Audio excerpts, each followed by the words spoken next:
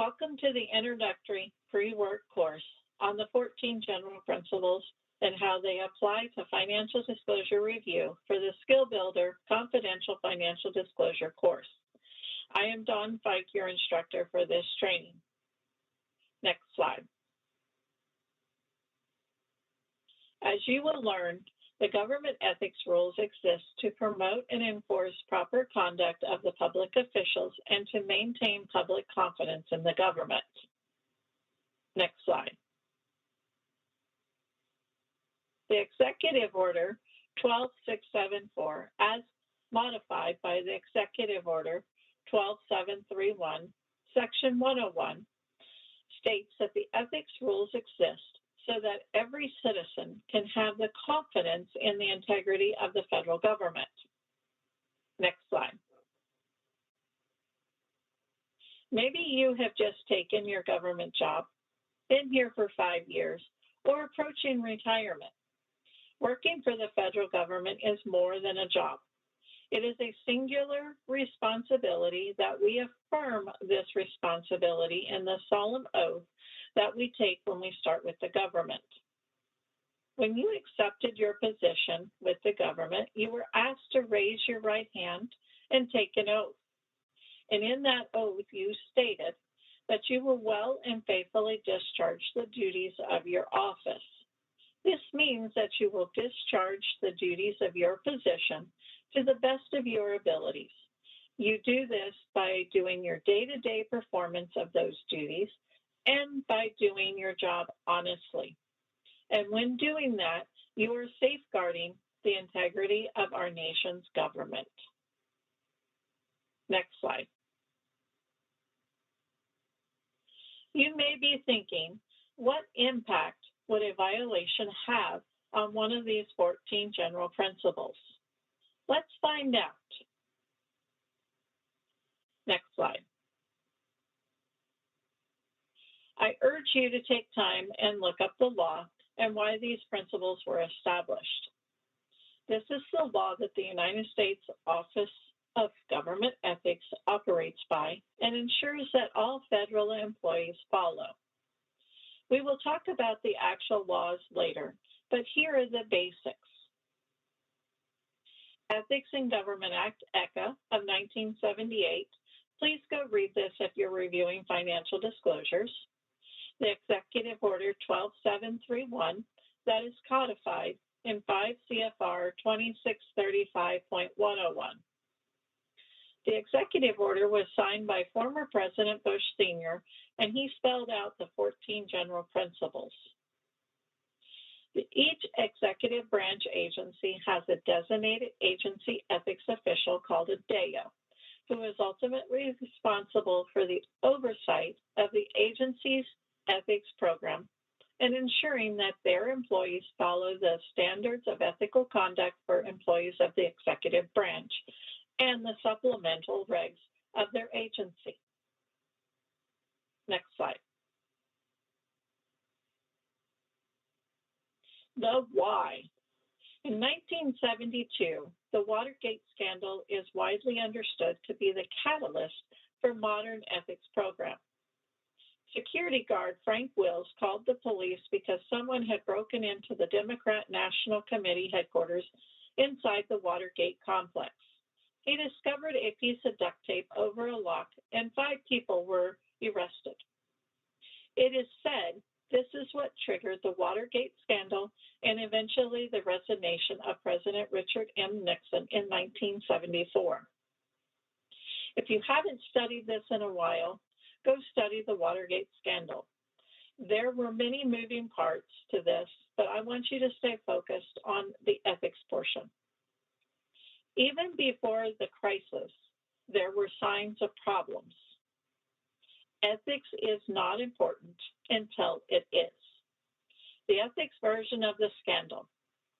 Nominees for the cabinet positions were managing conflicts by moving conflicting assets into ad hoc blind trust. Regulators were widely viewed as being too cozy with their industries they were regulated, and agency ethics programs were floundering failing to collect the required disclosures, and thus failing to prevent conflicts. As the Watergate scandal unfolded, the government's ethics program was in trouble. Next slide. As a result of the scandal, the Civil Service Commission moved to reestablish some control. A coordinator was hired and training sessions were held, but ultimately the commission declined to compel agencies to fix their programs. The commission found that most agency ethics officers had a poor working knowledge of the criminal conflict of interest laws, agency standards, and financial disclosure. Few agencies had full-time ethics counselors, and there was a high turnover for those that did. But still, there was little congressional support for reform. It was broadly believed that the Standards of Conduct program was doomed to fail. In 1978, both ECA and the Inspector General Act were passed. The bills that would become these laws came out of the same congressional committee in the same month. Since that time, OGE and the Office of Inspector Generals have worked together to ensure that the American public can have confidence in the integrity of the government. In 1978, the Ethics in Government Act established OGE as part of OPM.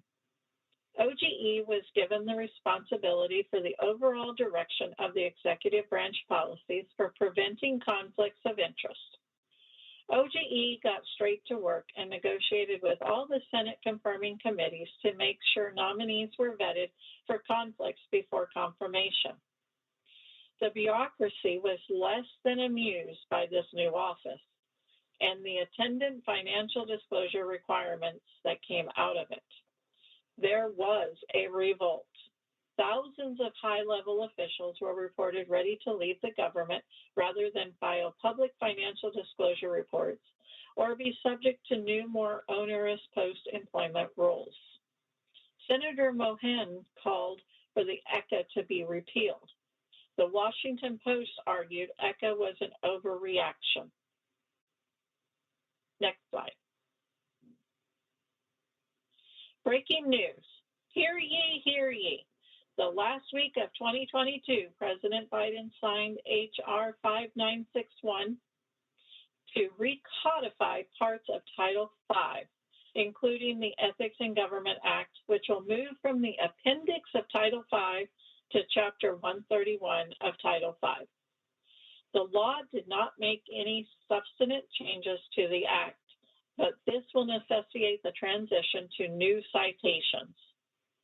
Please go look at OGE's Public Advisory 23-01, Recodification of the Ethics in Government Act. ECA is one of the most important laws on our books, ensuring transparency at our highest levels of government and accountability from our nation's most senior decision makers. Creation of the Office of Government Ethics and the requirement that public officials disclose their financial interests help restore some confidence in the government after the Watergate showcase the ugly underbelly of abuse of public trust. Look at this list of what ECA is about. Who has to file, what they need to report, when reports are made public, the filing of 450 reports, OGE came to life, and the rules governing outside earned income and honoraria. Next slide. Standards of Ethical Conduct for Employees of the Executive Branch is a great resource to pass out to your employees. There is also a PDF of the compilation of federal ethics laws and a summary of conflict of interest laws that are also good resources for you. Next slide.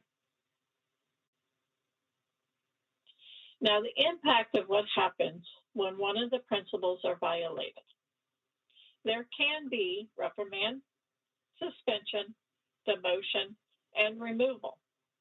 All four can be applied at once, but there are more penalties that can be applied if there is a violation. There are fines for filing a public financial disclosure report late, not filing a confidential report that could be a demotion or removal from the position that makes them a filer. Outside activity violations can be fined up to $10,000. So it depends on which section of the law you have violated to the penalties. Some of the penalties are set by law and others are at the discretion of the agency. Next slide. Violating the public's trust. What can happen to an individual employee? Remember, we talked about the Watergate scandal. President Nixon was asked to resign, the only president to actually resign from office. A range of penalties include censure, removal from office, permanent disqualifications from holding any federal position, restitution, decades in prison, and fines into hundreds of thousands of dollars. Punishment corresponds to how bad an incident of misconduct is viewed in the eyes of the agency and in consideration of the hardship on an agency that a violation may cause. Severe consequences are normally reserved for cases of bribery, including large sums and similar types of intentional violations of ethics and anti-corruption laws. Next slide. Before we get into the actual 14 principles, let's talk about 5 questions that are useful in determining whether or not an action is wrong. Next slide. Keep in mind that these questions are meant for quick, efficient problem-solving purposes. Some actions that fail these tests may be moral. Some actions that pass these tests may be immoral. Is it legal? If not, it may be unethical. The professional standards test. Is the action consistent with the accepted standards of your profession? Many professions have their own ethics standards. The gut feeling test. Does it feel wrong? If it does, then you probably should not be doing it. Will your name or agency appear on the front page of a paper, the internet, news channel, or any social media platform out there? Are you a role model? Do you have a role model? Would they do the same action that you're thinking about doing? Would they no longer follow you as a role model if you continue to do the action? Next slide. Think about what you're going to do before you do it. Somebody once said that in looking for people to hire, you are looking for 3 qualities: integrity, intelligence, and energy. And if they don't have the first, the other 2 will kill you. Warren Buffett. Personal integrity is essential because it can be directly correlated to your agency's mission, public's perception of your agency, and your reputation among peers. Next slide. Remember why these rules exist: to promote and enforce the proper conduct of public officials and maintain public confidence in the government. Ethics protects you and your agency. Integrity first, public service second, and excellence third. Next slide.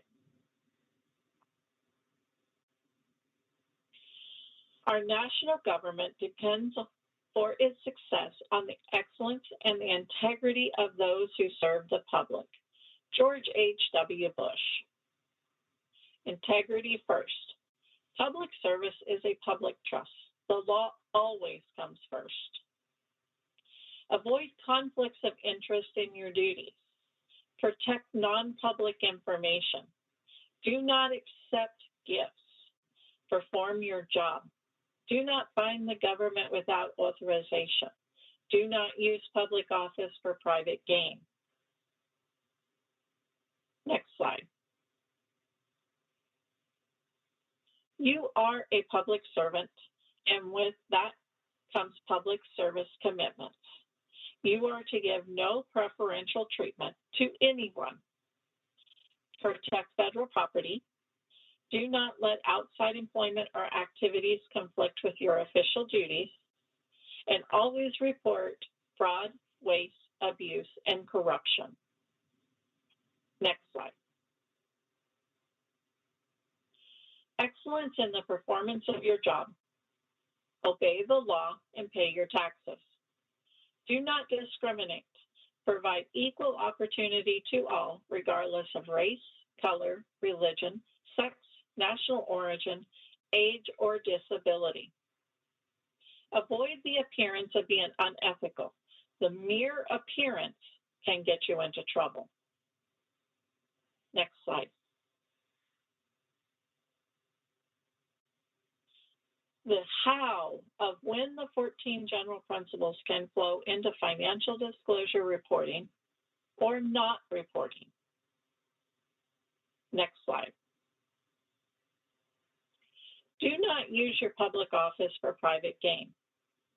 In the prosecution survey this year, there was a case, and it involved Timothy Hamilton, and he worked as a civilian employee at the Walter Reed Medical Center from 1991 to 2017.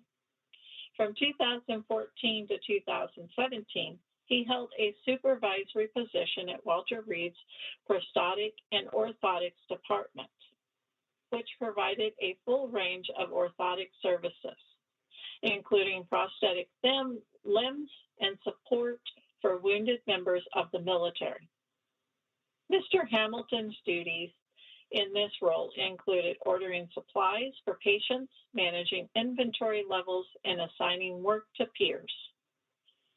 Mr. Hamilton allowed his orthotic certification to be used by Person A for their business, Company A. Specifically, Company A used Mr. Hamilton's certification to attain accreditation and bill insurers for medical treatment that required the involvement of certified orthotists, which Mr. Hamilton did not provide in a majority of the cases.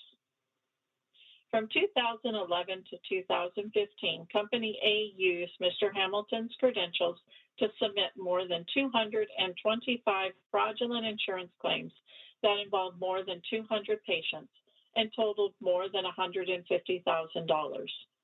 Starting around 2009 and through much of 2015, Company A and Person A paid Mr. Hamilton more than $45,000 for the use of his orthotic certification.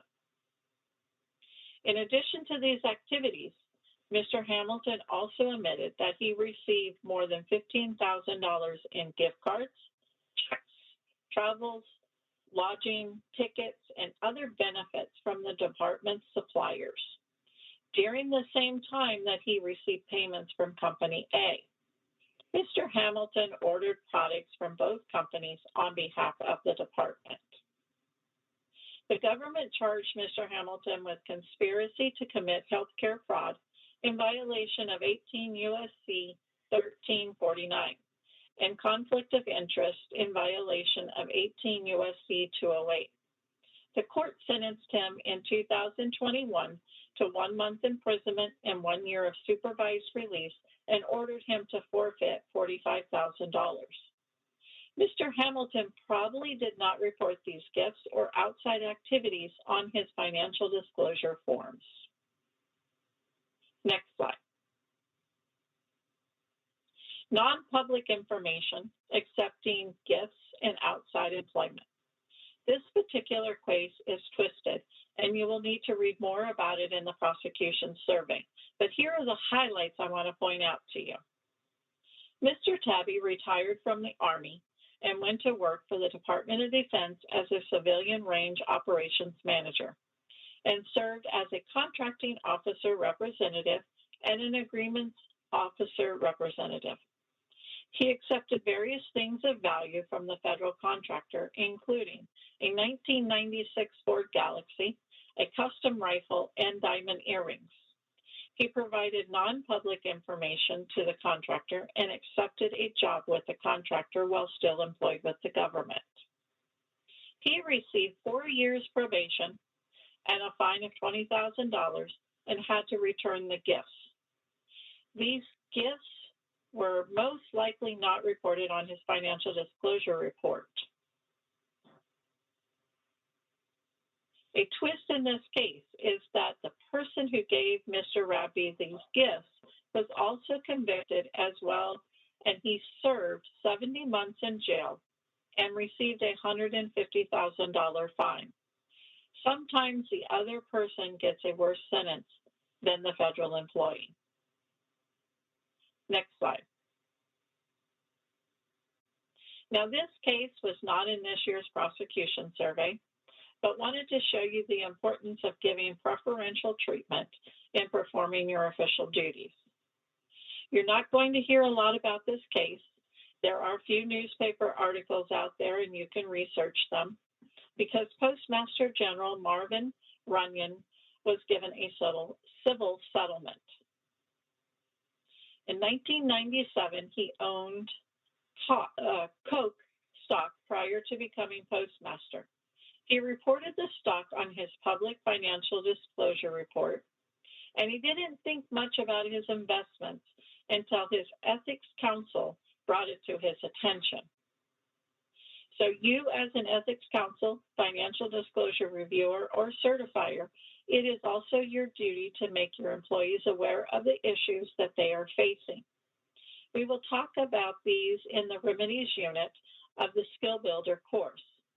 You can do this by a cautionary letter, an ethics agreement, an email, a phone call to the employee. Somehow it is your job to make them aware of any issues. As postmaster, he was involved in the discussion to install Coke machines in all post offices. And at no time was he thinking of his investments when he was marketing, when his marketing group was exploring the Coca-Cola Alliance. When his counselor brought it to his attention, he immediately withdrew from the talks, and he paid $27,550 in settlement for the increased stock amount since his hire date to the date he withdrew from the talks. Another remedy you will learn about is recusal from the matter. Next slide.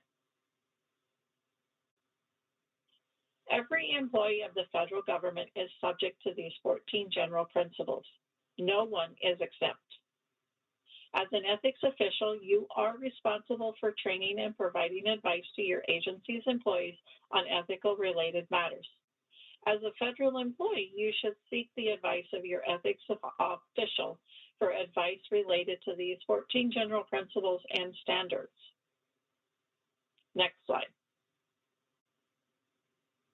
For ethics officials, OGE has a desk officer program. There is a desk officer that is assigned to your agency. The desk officer is there to provide on-demand expert assistance. If you don't know who your desk officer is, check with your DAO or ADAO and know the policies and procedures for your agency of when you to reach out to your desk officer.